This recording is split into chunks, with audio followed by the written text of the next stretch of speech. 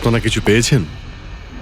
না স্যার, এমনিতেই তো জানা যায় যে কিভাবে আগুন লেগেছে, কিন্তু এখানে তো বোঝাই যাচ্ছে না যে আগুন লাগার কারণটা কি। আচ্ছা, দেখো অ্যাম্বুলেন্স কত দূর এলো। ঠিক আছে স্যার।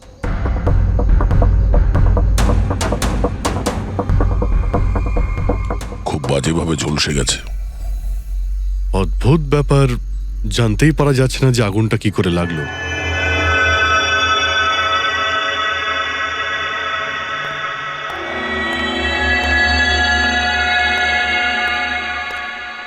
কিভাবে হলো এইসব? সবকিছু তো একদম ঠিক ছিল, জানি না আগুন কি করে লাগলো। এতজন মানুষের অভিশাপ তো লাগবেই, তাই না? এই কি বললে তুমি? আমি জানতে পেরেছিলাম স্যার যে দিলীপ স্যার কোনো কোর্টের কেসে ফেঁসে গেছিলেন। খুব বড়সড় কেস ছিল স্যার, কিন্তু কিছুদিন আগে ছাড়াও পেয়ে গেছিলেন। অনেকে এই নিয়ে রেগেও ছিলেন। আচ্ছা, এই ঘটনার সুযোগ নিয়ে কেউ ওকে মেরে দেয়নি তো? না, কোর্টে উনি নির্দোষ প্রমাণিত হয়েছিলেন, উনি কিচ্ছু করেননি। কি কেস ছিল? 9 বছর আগে জামাইবাবু থিয়েটারে আগুন লেগে গিয়েছিল, যার জন্য বেশ কয়েকজন মারাও গিয়েছিল, আর সমস্ত দোষ জামাইবাবুর ঘাড়ে চাপলো। এমনি এমনি কি করে আগুন লাগতে পারে? এটা নিশ্চয়ই কারোর প্ল্যানিং। কাউকে সন্দেহ হচ্ছে আপনাদের? এটা কে করতে পারে? যে কেউ করতে পারে, অনিতাও করতে পারে। কোন অনিতা? টনির ওয়াইফ, ও এখানে এসেও ছিল।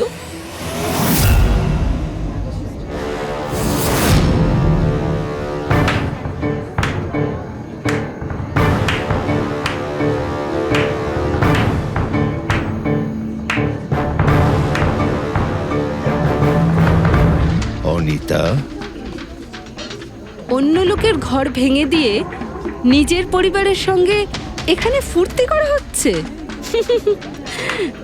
ভেরি গুড, ভেরি গুড, বাহ।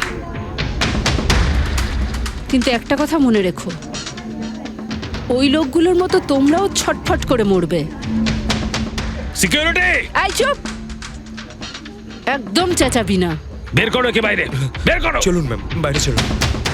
আউট। মনে হচ্ছে তোদের কি পরিণতি হবে তা নিয়ে কোনো মাথা ব্যথা নেই। তোদের খারাপ সময় শুরু হয়ে গেছে, মনে রাখিস। তুই আমার টনির সাথে যা করেছিস না, মনে রাখিস এরপরে তুই আর বেশি দিন বাঁচবি না, শুনেছিস? তুই এই নিয়ে যাবে কে? তুই আর বাঁচবি না,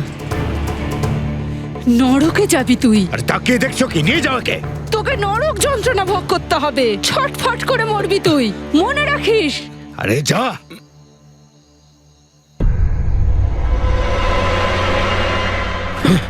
লেটস এনজয় রোহন। আরে ভুলে যাও।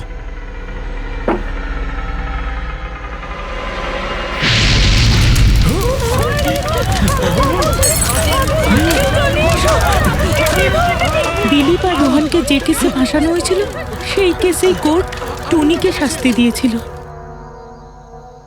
আচ্ছা, কে কে জানতো যে আপনারা এখানে এই রেস্টুরেন্টে আসবেন? জানি না স্যার। আচ্ছা, দিলীপ বাবু আসার আগে এই চেয়ারের আশেপাশে কাউকে দেখেছিলেন? কোনো অচেনা কাউকে? না স্যার, কাউকেই দেখিনি স্যার। এই টেবিলটাকে রিজার্ভ করেছিল দিলীপবাবু ফোন করেছিলেন, বলেছিলেন যে আমাদের জন্য টেবিল রিজার্ভ করে রাখো। সবসময় এখানেই বসতেন, এই টেবিল, এই চেয়ারেই। রেগুলার কাস্টমার ছিলেন আমাদের। কারোর আগে থেকে জানা ছিল যে দিলীপ এখানে এই চেয়ারে বসবে? স্যার, চেয়ারের আশেপাশে তো এমন কোনো জিনিস নেই যা দিয়ে আগুন লাগতে পারে। এ তো অদ্ভুত ধরনের mystery. CCTV camera,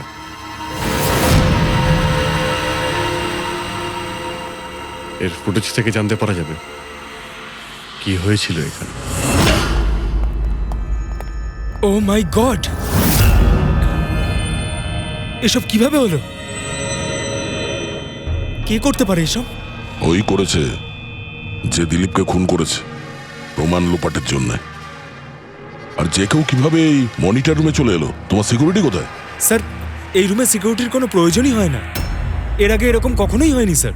sir sir, আমার মনে হয় না সিসিটিভি ফুটেজ ডিলিট করার মতো সময়ের কাছে ছিল। ও শুধু ভাঙচুর করেছে। যদি আমরা কোনো এক্সপার্টকে ডাকি স্যার, তাহলে সে হয়তো হার্ড ডিস্ক থেকে রিকভার করতে পারবে।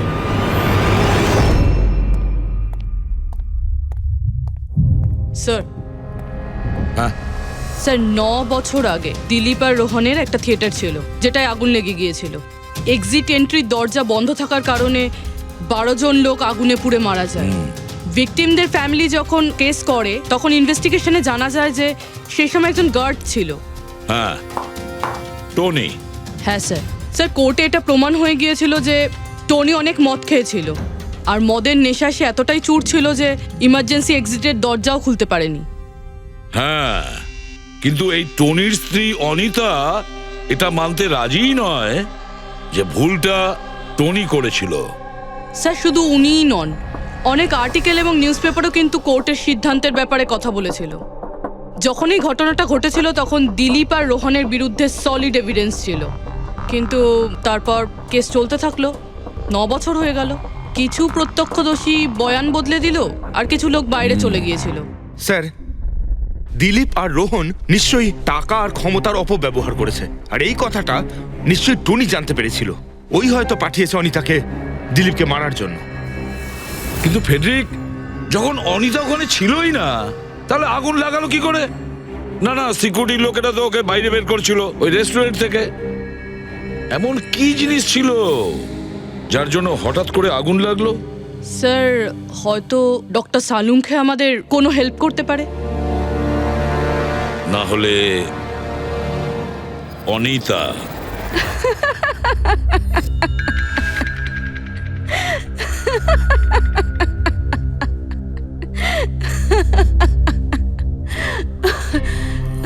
আপনারা তো অবাক হচ্ছেন কেন? আমার হাসি দেখে নাকি দিলীপের মৃত্যুর জন্য? দিলীপের মারা যাওয়াতে এত আনন্দ কিসের? আচ্ছা, আমি খুশি হব না তো আর কে হবে বলুন তো? কালকে রাত্রে রেস্টুরেন্টের থেকে বেরোনোর পর তুমি কোথায় গিয়েছিলে? জেলে আমার স্বামীর সঙ্গে দেখা করতে। ওয়ার্ডেনের কাছে সমস্ত রেকর্ড আছে, আপনারা চাইলে চেক করতে পারেন। সেটা তো আমরা করবই। আর এইটাও যে তুমি ওই আগুনটা লাগালে কিভাবে? কোনো কালো জাদু করেছিলে তুমি? দিলীপের গায়ে হঠাৎ করে আগুন লাগলো কি করে? কালো জাদু জানলে অবশ্যই প্রয়োগ করতাম, কিন্তু আমি খুব খুশি হয়েছি। দিলীপও ঠিক সেইভাবেই ছটপট করে মরেছে যেভাবে 9 বছর আগে ওই নিরীহ লোকগুলো মারা গেছিল, যেটা শাস্তি এখন আমার স্বামী টনি ভুগছে। তুমি এইটা কিভাবে বলতে পারো যে টনির কোনো ভুল ছিল না? তুমি তো ওখানে ছিলেই না। আমি ওখানে ছিলাম না, কিন্তু টনি এখানে ছিল। সেদিন ওর শরীর খারাপ ছিল। ওর মালিকদের মানে রোহন আর দিলীপকে বলে তাড়াতাড়ি বাড়ি চলে আসে আগুন লাগার অনেক আগেই। ভুল ওদের দুজনের ছিল, ওরাই পুরনো দরজা ঠিক করায়নি, যার জন্য ওখানে আগুনে পুড়ে অনেক লোক মারা গেছিল। আমার স্বামীর নয়, ওদের দুজনের দোষ ছিল। তাতে তোমার নিশ্চয়ই খুব রাগ হয়েছিল, ওদেরকে মেরে ফেলারও ইচ্ছে হয়েছিল। 12 জন মারা গেছিল ওখানে। আমার থেকে অনেক বেশি রাগ ওদের পরিবারের লোকেদের হয়েছিল, কিন্তু এখন হয়তো ওরা খুব খুশি দিলীপের মৃত্যুর খবর শুনে। খুব খুশি হয়েছে। ওরা আরো বেশি আনন্দ পাবে যেদিন রোহন পুড়ে মরবে।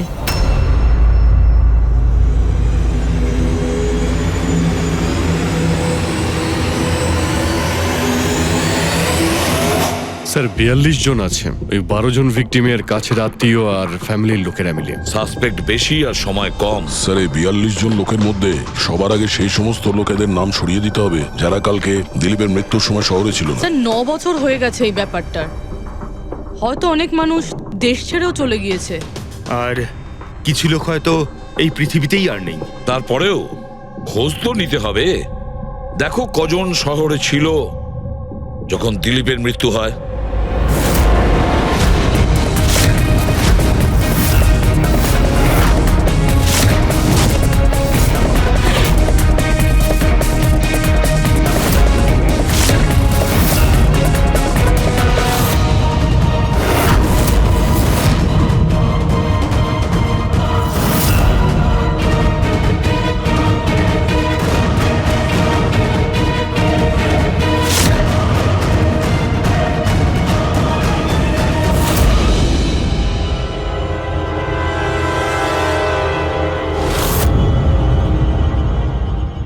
পঙ্কজ, কজন এখানে আছে? 27 জন স্যার, যারা সেই সময় শহরে ছিল, আর ওদের দিলীপকে মারার কারণও ছিল। ঠিক আছে, সবাইকে বিউরোতে ডাকো। দেখা যাক ওরা নির্দোষ হওয়ার কি গল্প শোনায় আমাদের। জেমস, তোমার বাবা 9 বছর আগে থিয়েটারে আগুন লাগার কারণে মারা গেছেন, তাই তো? Yes sir. আপনার হাজবেন্ড ফিল্ম একাই দেখতে গিয়েছিলেন? সেই দিন আমি বিজি ছিলাম, তাই উনি একাই চলে যান। কালকে রাত্রে কোথায় ছিলে তুমি? স্যার আমি আমার বন্ধুদের সঙ্গে ছিলাম। স্যার আমি পাসপোর্ট অফিসে গেছিলাম। ওই দুজনকে আমি এমনি এমনি ছেড়ে দেব না। তো কি করেছিলে তুমি? ভেবেছিলাম যে দিলীপের সাথে ফেস টু ফেস দেখা করব, আর ওকে জিজ্ঞেস করব যে তুমি এরকম কেন করলে। স্যার তারপরে আমি আমার বন্ধুদের সাথে বাড়িতে যাই। আমি আমার ওয়াইফের সাথে মলে ছিলাম। স্যার আমার বন্ধুদের জিজ্ঞাসা করতে পারেন। স্যার যদি ওর সাথে আমার দেখা হতো তাহলে ও রেস্টুরেন্টে বেঁচে ফিরতো না। দিলীপ ওর কর্মের শাস্তি পেয়ে গেছে। আমি রেস্টুরেন্ট থেকে জানতে পারলাম যখন যে দিলীপের সাথে কি হয়েছে, তখন মনে শান্তি পেলাম স্যার। আর বাকি থাকলো রোহন, ও তার কর্মের শাস্তি নিশ্চয়ই পাবে। এবার এই 27টা নামের মধ্যে তাদের নামগুলো রেখে দাও যারা ঘুরিয়ে ফিরিয়ে উত্তর দিচ্ছিল, আর যারা নিজেদের উত্তর অনেক আগে থেকেই তৈরি করে রেখেছিল।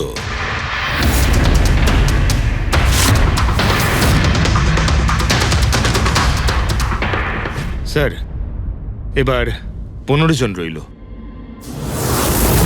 এবার এই 15 জনকে ওই দিনের ব্যাপারে জিজ্ঞাসা করতে হবে যখন 9 বছর আগে থিয়েটারে আগুন লেগেছিল। দেখা যাক কে সব থেকে বেশি রেগে যায় আর কে মুখ ঘুরিয়ে নেয়। স্যার আমার ভাই মাধ্যমিক পাশ করেছিল। ও বলেছিল বন্ধুদের পার্টি দিতে চায়, সিনেমা দেখাতে চায়, টাকা দাও। স্যার আমি সেই জন্য ওকে টাকাও দিয়েছিলাম। হয়তো ওই টাকাটা আমার ওকে দেওয়া একেবারেই উচিত হয়নি স্যার।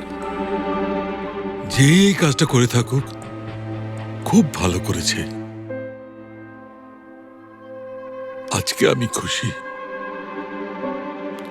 আজ আমি খুব খুশি। কুমারবাবু, আপনি ইউনিভার্সিটিতে ফিজিক্সের প্রফেসর, তাই তো? Yes sir, head of the department physics. কিন্তু আমার নিজের ছেলেরই পড়াশোনায় কোনো ইন্টারেস্টই ছিল না। অনেক বকেছি আমি ওকে, কিন্তু তাতে কোনো রকম কোনো লাভই হয়নি। 1 নম্বরের বদমাইশ হয়ে উঠেছিল। সেদিনও কলেজ বাঙ্ক করে বন্ধুদের সাথে সিনেমা দেখতে চলে গিয়েছিল। আর স্যার তারপর ও আর কোনোদিন বাড়ি ফিরে আসেনি। হিমেশ, রাইট? তুমি কন্ট্রাক্টর না? হ্যাঁ স্যার। হিমেশ, 9 বছর আগে তুমি তোমার স্ত্রীর সঙ্গে সিনেমা দেখতে গিয়েছিল ওই সিনেমা হলে?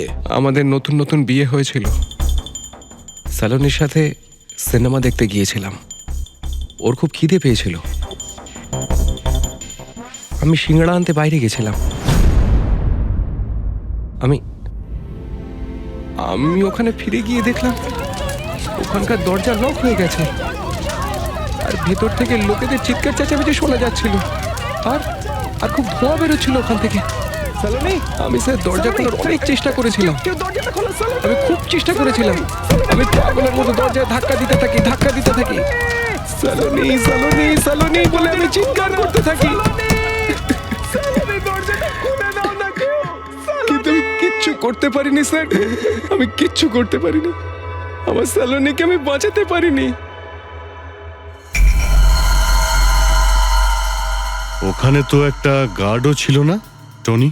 ও কি দরজা খোলেনি? ছিল না স্যার। ওখানে কোনো গার্ড, মানে আর কাউকে দেখেছিলে তুমি? কেউ ছিল না স্যার, কেউ ছিল না।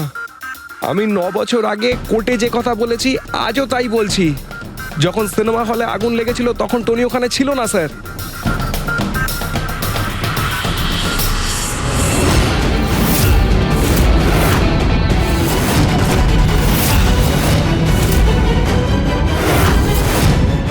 স্যার, এই হলো আমাদের 15 জন সাসপেক্ট যারা দিলীপকে খুন করতে পারে। স্যার পুলিশ বলছিল যে ফায়ারম্যানরাও বলতে পারেনি যে আগুনের এক্স্যাক্ট সোর্সটা কোথায় ছিল। ওরা তো দেখা মাত্রই জানতে পেরে যায়, তাই না? জানতে পেরে যায়, যে ওখানে এমন কি জিনিস ছিল যাতে আগুন ছড়িয়ে পড়ে, কিন্তু ওরা জানতে পারেনি।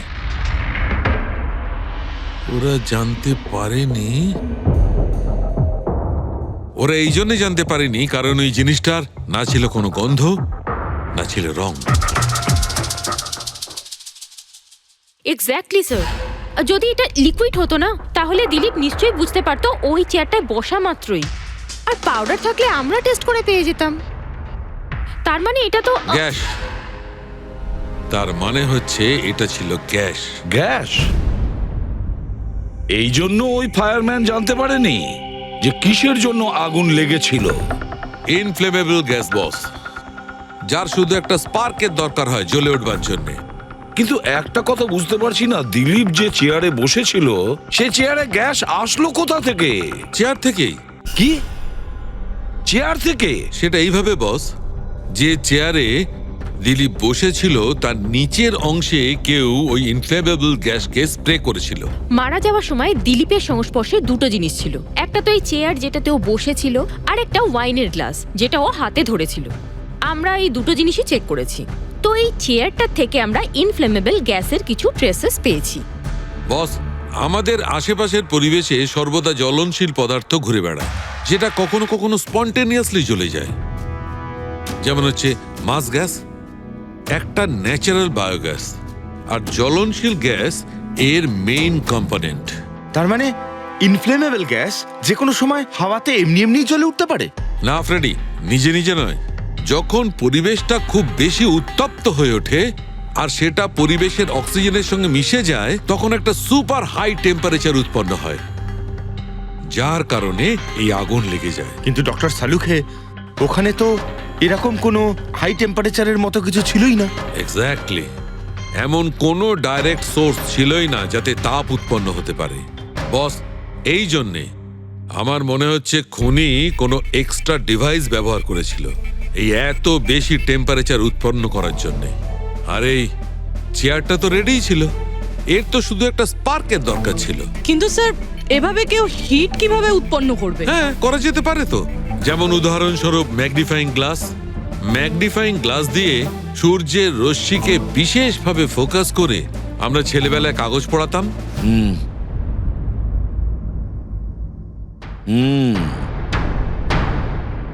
মনে হচ্ছে ওই রেস্টুরেন্টে আবার যেতে হবে, খোঁজ নিতে হবে কিসের থেকে আগুনটা লেগেছিল।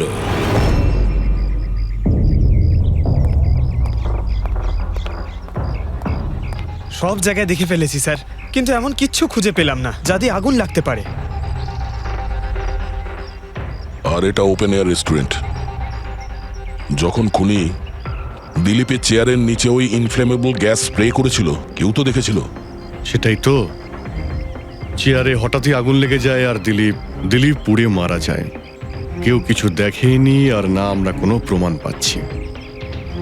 স্যার, ওই data expert CCTV footage recover করে ফেলেছে, আপনারা দেখতে পারেন স্যার। গুড। দয়া, তুমি গিয়ে দেখো, ততক্ষণ আমি এখানে দেখছি কিছু পাওয়া যায় কিনা।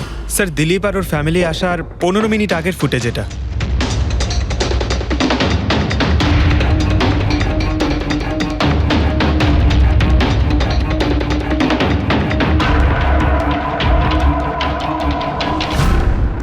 এ চেয়ার চেঞ্জ করছে।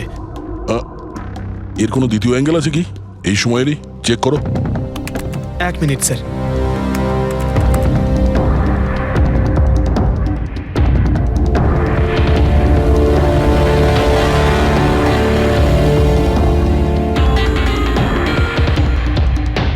ও চেয়ারটার সঙ্গে কি করছে?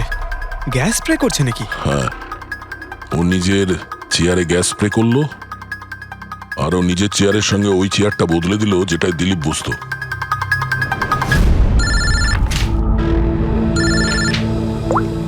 হ্যাঁ দয়া। আচ্ছা,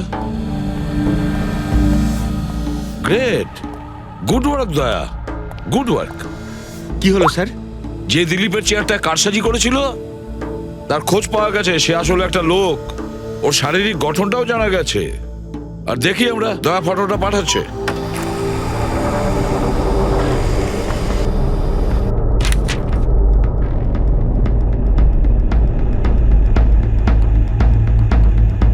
খুনি এই বাকি লোকগুলোর মধ্যেই কেউ একজন,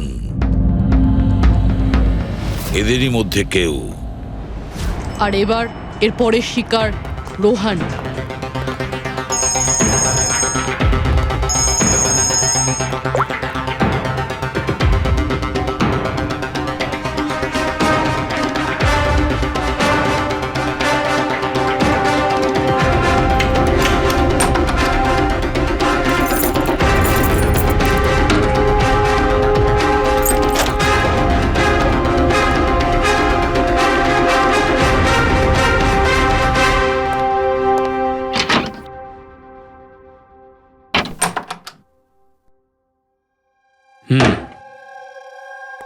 আমার মনে হয় কারোর আমার আর দিলীপের মুক্তিতে অসুবিধা হচ্ছে। আমার প্রাণে ঝুঁকি আছে এখানে। I talk you later, bye. Sir, everything is okay. All right, তুমি এখানেই থাকবে আর কাউকে ভেতরে ঢুকতে দেবে না। Be alert, okay? Okay sir.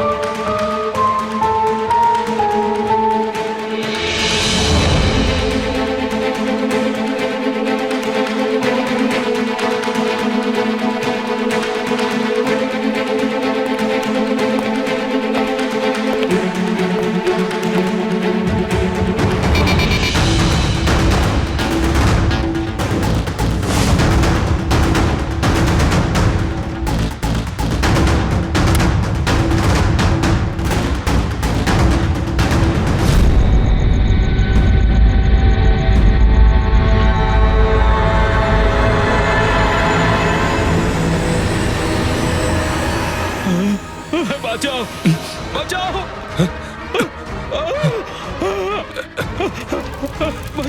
বাঁচাও, বাঁচাও, বাঁচাও ওকে, জল দাও, জল, বাঁচাও, বাঁচাও, বাঁচাও। স্যার, আসি স্যার। স্যার, স্যার এক মিনিট স্যার। স্যার বাঁচাও, স্যার বাঁচাও, জল, জল দাও, স্যার বাঁচাও, বাঁচাও।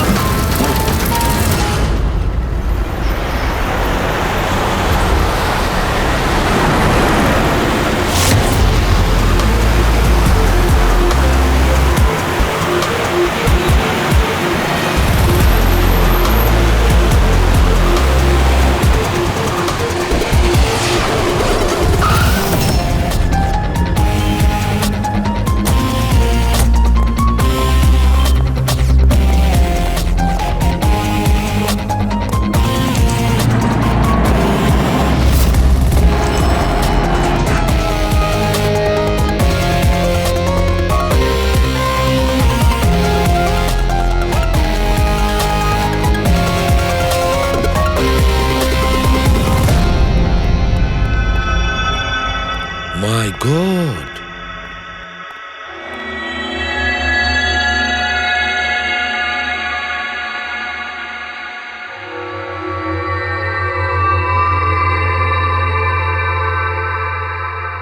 কি হয়েছিল এখানে আর কিভাবে?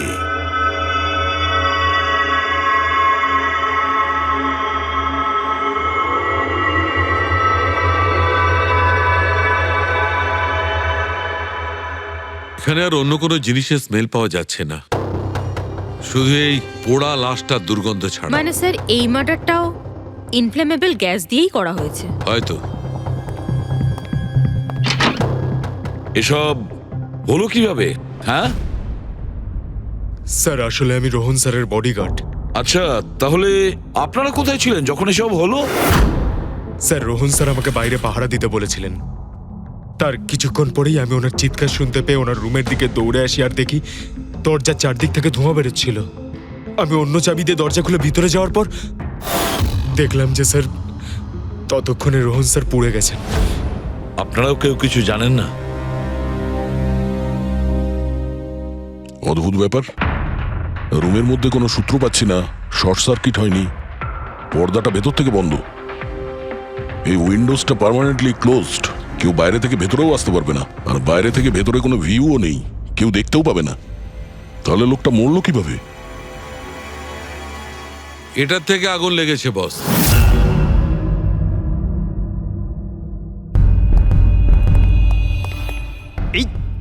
এই জিনিসটা দিয়ে এটা কি স্যার? এটা হচ্ছে ফিলামেন্ট। ফিলামেন্ট? ইলেকট্রিক বাল্বের ভেতরের ফিলামেন্ট। যখন এই ফিলামেন্টের ভেতর দিয়ে ইলেকট্রিক পাস করানো হয় তখন এটা গরম হয়ে লাল হয়ে যায়।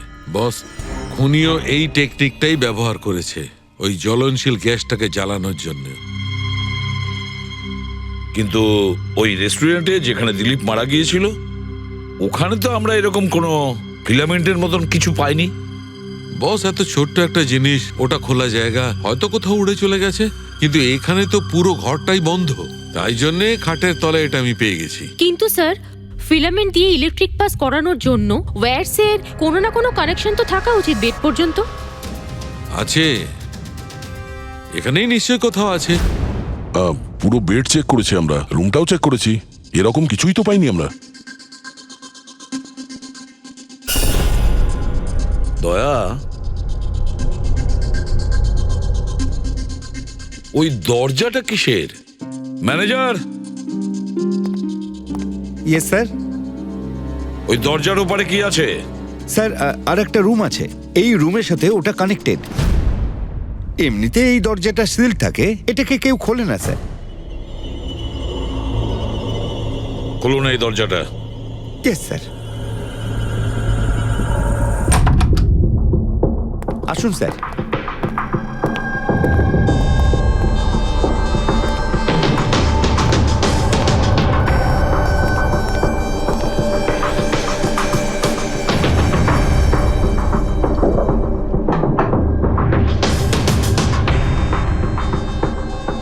আচ্ছা ম্যানেজার বাবু, কার রুম এটা? কে থাকে এই রুমটাতে? কোনো একজন গেস্ট স্যার, ডিটেলস চেক করতে হবে। দেখুন।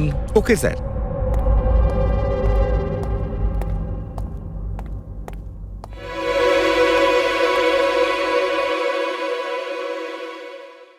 স্যার, ওখানে ওই রুমের মধ্যে যা হয়েছে স্যার, সব এই রুম থেকেই করা হয়েছে স্যার।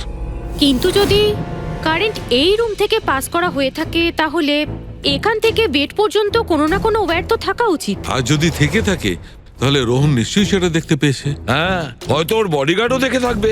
ডাকো তো ওর বডিগার্ডকে। আপনি এদিকে আসুন।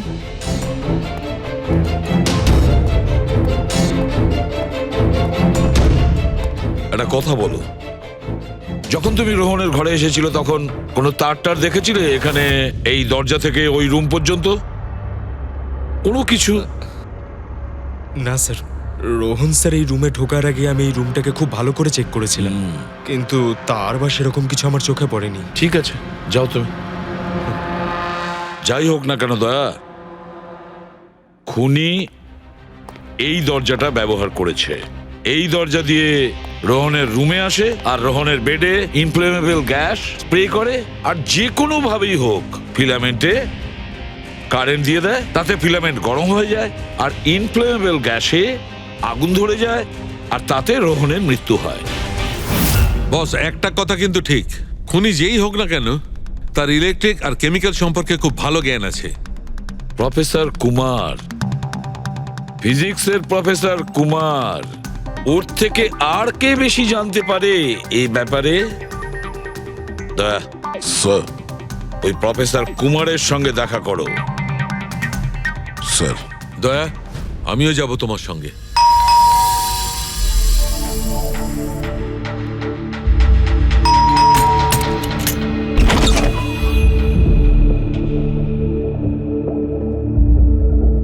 প্রফেসর কুমার আছেন বাড়িতে? হ্যাঁ আছেন, কিন্তু আপনারা? সিআইডি। সিআইডি? সব ঠিক আছে তো স্যার? হ্যাঁ, ওনাকে কিছু জিজ্ঞাসা করার আছে। কোথায় উনি? বাইরে বাচ্চাদের পড়াচ্ছেন, আমি ডেকে আনছি। ঠিক আছে, ঠিক আছে, আমরা দেখছি।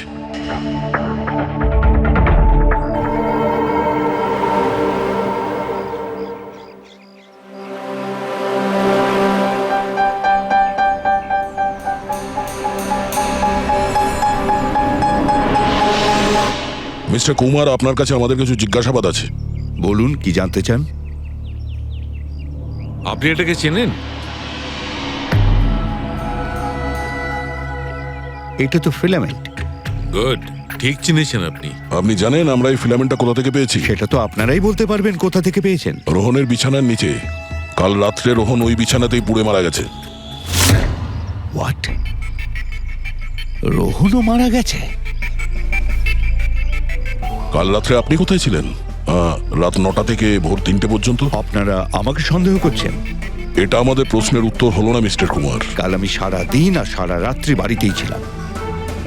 কোনো প্রমাণ? আগে আমার কাজের লোক রামু আর বিকাশ, প্লিজ কাম হিয়ার।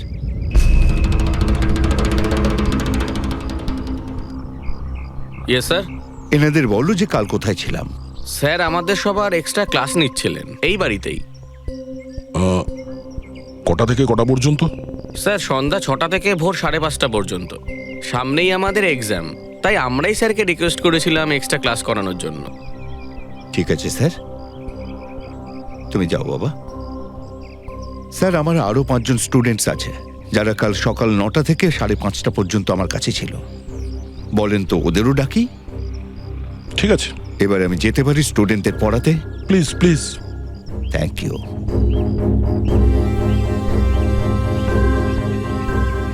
হ্যাঁ, তাহলে আমি যেটা বলছিলাম যে শোল্ডারিং ওয়্যার ছাড়াও আমরা মাদারবোর্ড ফিক্সড করতে পারি with the help of adhesive conductor.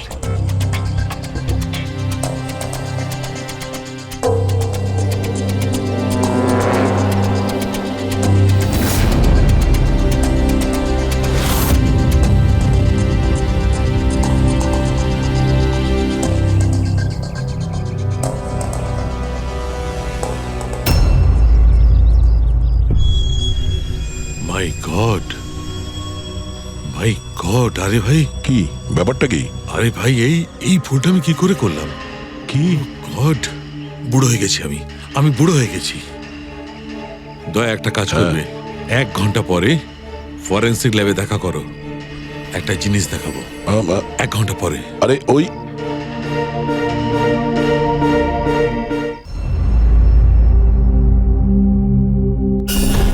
হ্যাঁ বস, একটা কাজ করো, এই সুইচটা দিয়ে ওই বাল্বগুলোকে জ্বালাও। এই সুইচ দিয়ে?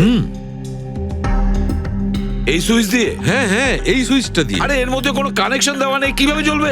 তুমি প্রশ্ন করো না, কখনো কখনো আমার কথাটাও মেনে নাও। কখনো কখনো। এই অন করলাম। কই স্যার, কিছুই তো হলো না। হবে হবে। আরে কি হবে?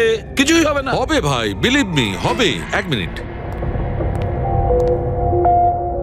আরে ওর শরীর ঠিক আছে তো?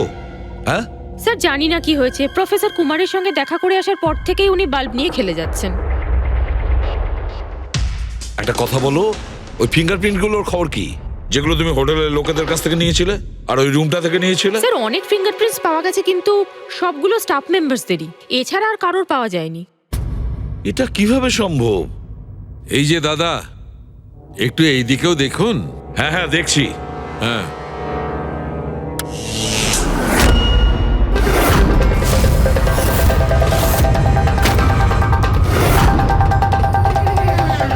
আরে স্যার স্যার এই বাল্বগুলো জ্বললো কিভাবে? এ কি কাণ্ড করলেন ডক্টর সালুকে? কোনো তার ছাড়াই আপনি সবকটা বাল্ব জ্বালিয়ে দিলেন। কিন্তু ডক্টর সালুকে, এটা আপনি করলেন কিভাবে? এটা ঠিক তেমন ভাবেই হয়েছে ফ্রেডি, যেমন ভাবে খুনি করেছিল। ওই দিলীপের চেয়ারটাতে আর রোহনের বেডে। ম্যাজিশিয়ান সালুখে, এবার পরিষ্কার করে বলুন আপনি সব করলেন কিভাবে? কারেন্ট কি হাওয়া থেকে আসলো? হাওয়া থেকে আসেনি বস, তাহলে? কারেন্ট এসেছে ইলেকট্রিক পেইন্টের সাহায্যে। Electric paint? হ্যাঁ, ইলেকট্রিক পেইন্ট। আসলে ইলেকট্রিকের যে তার হয় সেটা মেটালের হয়। Metal is a good conductor of electricity, সেই জন্য কারেন্ট ওর মধ্যে দিয়ে পাস করে। ঠিক একই রকম ভাবে কিছু পেইন্টও আছে যেগুলোকে আমরা ইলেকট্রিক পেইন্ট বলি, আর এটাও গুড কন্ডাক্টর অফ ইলেকট্রিসিটি। এর মধ্যে দিয়েও ইলেকট্রিসিটি পাস করতে পারে। অদ্ভুত ব্যাপার হলো এটা যে কোনো কালারের সঙ্গে মিশে যায়। যেটা খুব সহজে যে কোনো ব্যাকগ্রাউন্ডে মার্জ হতে পারে। ও, এই কারণেই আমরা হোটেলের রুমে আর রেস্টুরেন্টে কিছু দেখতে পাইনি স্যার। এক্স্যাক্টলি দয়া, খুনি আসলে হোটেলের রুমের আর রেস্টুরেন্টের ফ্লোরের দুটোর কালার এই কালারের সঙ্গে ম্যাচ করেছে, এই জন্য আমরা দেখতে পাইনি। তার মানে ইলেকট্রিক কারেন্ট, এই ইলেকট্রিক পেন্ট, এটা কি খুব সহজেই পাওয়া যায়? হ্যাঁ, পাওয়া যায়। আসলে এটা ইলেকট্রিক সোল্ডারিং আর রিপেয়ারিং এর কাজে লাগে। আর এটা সবচেয়ে বড় বিশেষত্ব হলো যে এটা সাধারণত খালি চোখে এটা দেখা যায় না, শুধুমাত্র ইনফ্রারেড লাইটেই এটা দেখা যায়। আমি দেখাচ্ছি।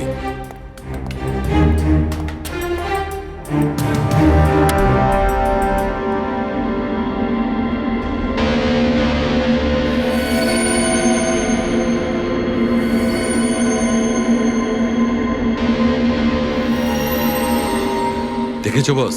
হ্যাঁ, খনিও ঠিক এইভাবেই ইলেকট্রিক পেইন্টের ব্যবহার করেছে আর এই সার্কিট তৈরি করেছে।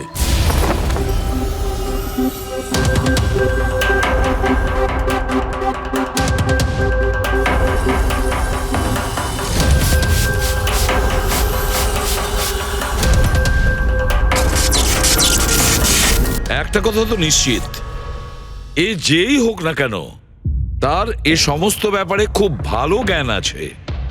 কিন্তু স্যার, এদের মধ্যে খুনিকে ওই প্রফেসরের সঙ্গে তো কথা বলে নিয়েছি স্যার, ও তো না।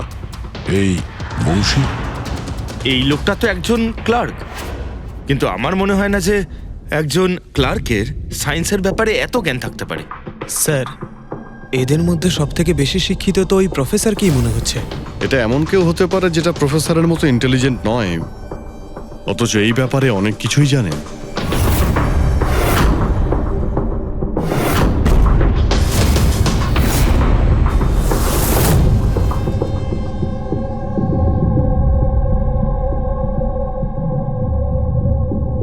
সেই লোকটা অভিজিৎ, এই লোকটাই সে। মনে পড়ছে কি বলেছিল আমাদের, যে ও কি কাজ করে?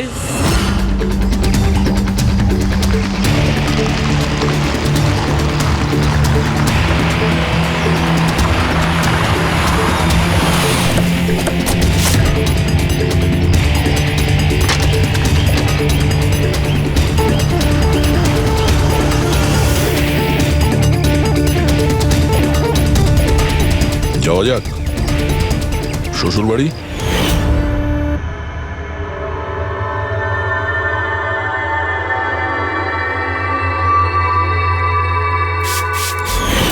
দিলীপ আর রোহনের উপর কেস হয়েছিল, কিন্তু আমি জানতাম ওরা টাকা আর পাওয়ারের জোরে ছাড়া পেয়ে যাবে।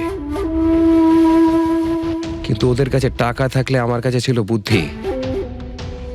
অনেক মাস ধরে ওদের আমি ফলো করেছি, ওরা কোথায় যাচ্ছে, কি করছে, কার সাথে দেখা করছে, সবকিছু। আর শেষ পর্যন্ত ওদের দুজনকে মারার উপায় আমি পেয়েই যাই, ইলেকট্রিক পেন্ট আর সার্কিটের মাধ্যমে। এই দুটো জিনিসের বিষয়ে আমি খুব ভালো করে জানতাম। ব্যাস, দিয়ে দিলাম দুজনকে শাস্তি। দুজনকে মেরে ফেলেছি জ্যান্ত পুড়িয়ে, যেভাবে ওরা আমার সালোনিকে মেরেছিল। হিমেশ, তোমার স্ত্রীর সঙ্গে যা কিছু হয়েছে সেটার জন্য আমরা সবাই দুঃখিত, কিন্তু দিলীপ আর রোহনকে মেরে তুমি কি পেলে? তুমি কি ফিরে পেলে তোমার স্ত্রীকে? প্রতিশোধের আগুনে পুড়ে তুমি দুজনকে মারলে। আইন তোমাকে কোনোদিন ক্ষমা করবে না, কঠোর থেকে কঠোরতম শাস্তি হবে তোমার।